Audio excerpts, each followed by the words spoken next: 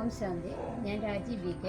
2017 മുതൽ Raja Yoga meditation practice ചെയ്യുന്നു. അതിൻ്റെ ഭാഗമായിട്ടുള്ള യോഗിക് കൃഷി എനിക്ക് വളരെ ഇഷ്ടമായി.